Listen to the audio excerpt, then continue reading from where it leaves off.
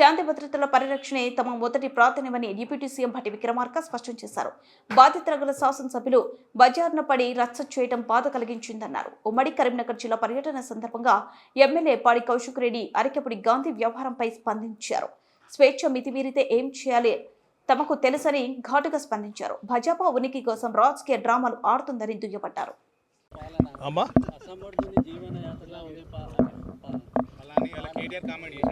అయిపోయిన వాళ్ళందరూ ఏది పడితే అది అడ్డగోలుగా మాట్లాడుతూ ఉంటారు. దాని గురించి పెద్ద ఆలోచన చేయాల్సిన అవసరం లేదు. లా అండ్ ఆర్డర్ ప్రాబ్లం అని అంటే సరే, శాసనసభ్యులుగా బాధ్యత కలిగినటువంటి వాళ్ళే, వాళ్ళ పార్టీకి సంబంధించినటువంటి వాళ్ళు బజారును పడి అలా అనుకుంటుంటే నిజంగా బాధ అనిపిస్తూ ఉంది. ప్రజాస్వామ్యంలో ప్రతిపక్షాలను కూడా గౌరవించాలి కాబట్టి వాళ్ళు బజారును పడి అట్లా తనుకుంటుంటే కూడా కొంత ఉపేక్షించాం. అంటే ప్రజాస్వామ్యాన్ని గౌరవించాలి. వీళ్ళు అతిగా అట్లాగే ముందుకు పోతూ ఉంటే దాన్ని ఎలా కంట్రోల్ చేయాలో కూడా కాంగ్రెస్ ప్రభుత్వానికి తెలుసు, తప్పనిసరిగా చేస్తాం. మీరు మొన్నే శాసనసభ సమావేశాలు జరిగాయి. శాసనసభ సమావేశాల్లో గౌరవ సభాపతి గారు సమావేశాలు జరిగేటప్పుడే స్పష్టంగా ఏ పార్టీ సభ్యుల సంఖ్య ఎంత అనేది సభ ద్వారా అనౌన్స్ చేస్తారు. మొన్న మీరందరూ విన్నారు, వాళ్ళు కూడా విన్నారు. సో ఆ సంఖ్య ఆయన ఏ పార్టీలో ఉన్నాడు అనేది సభాపతి గారు స్పష్టంగా అనౌన్స్ చేశారు. వాళ్ళు కూడా విని చాలా సంతోషపడి పక్కన కూర్చున్నారు.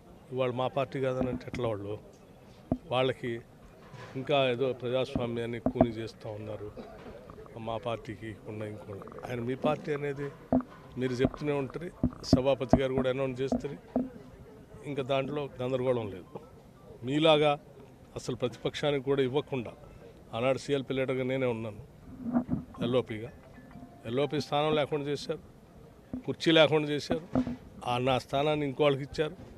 ప్లస్ సిఎల్పి లీడర్కి ఇవ్వాల్సినటువంటి, ఎల్ఓపి లీడర్కి ఇవ్వాల్సినటువంటి పిఎస్ చైర్మన్ని నాకు ఇవ్వకుండా వేరే వాళ్ళకి కూడా ఇచ్చారు. ఇదేదో 10 సంవత్సరాల క్రితం జరిగింది కాదు. ఈ ఎన్నికంటే ముందే మీరు ఆ రకంగా పచ్చిగా ప్రజాస్వామ్యాన్ని కూని చేసి ఇంకా మళ్ళీ తౌదినమ్మా అని బయటకు వచ్చి మాట్లాడుతూ ఉంటే నవ్వుతూ ఉన్నారు జనం. దయచేసి ఇప్పటికైనా వాళ్ళు ప్రజాస్వామ్య విలువల గురించి కానీ ప్రజాస్వామ్యం గురించి మాట్లాడుకుంటుంటే మంచిది. మాకు రివెంజ్ అనేదానికి కానీ లేకపోతే ఎవరినో వేధించాలనే ఆలోచన కానీ మాకు ఎవరికి కాంగ్రెస్ పార్టీకి అటువంటి ఆలోచన ఉండదు.